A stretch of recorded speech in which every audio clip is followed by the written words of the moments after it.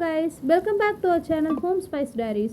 இன்னைக்கு நம்ம என்ன பார்க்க போறோம்னா கல்யாண வீட்டு மீல் சாம்பார் எப்படி வைக்கிறதுன்னு பார்க்க போறோம். வாங்க வீடியோக்குள்ள போலாம். அதுக்கு ஃபர்ஸ்ட் குக்கர்ல தண்ணி விட்டுக்கோங்க.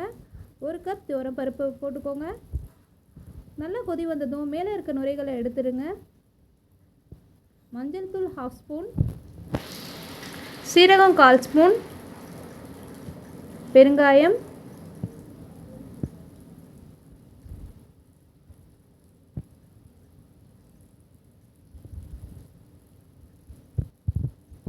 பூண்டு 8 பல்,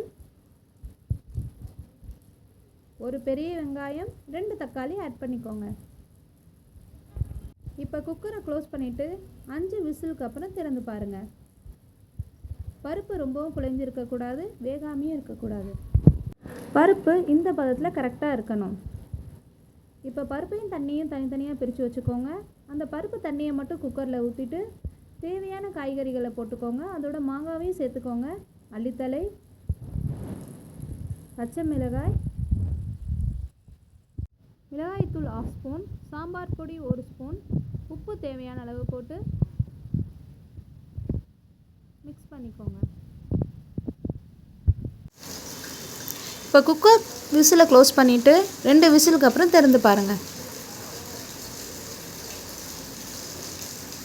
காய்கறிகள் நல்லா வெந்தது அப்புறம் அந்த பருப்பையும் சேர்த்து மிக்ஸ் பண்ணிக்கோங்க.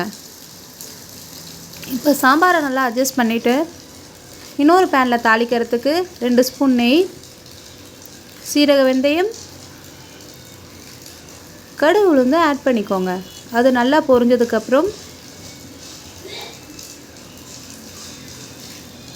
கருவேப்பிலை, சின்ன வெங்காயம் போட்டு நல்லா கோல்டன் ப்ரௌன் ஆகிற வரைக்கும் வதக்கிக்கோங்க. கோல்டன் ப்ரௌன் ஆன அப்புறம் சாம்பார் இதோட மிக்ஸ் பண்ணிடுங்க.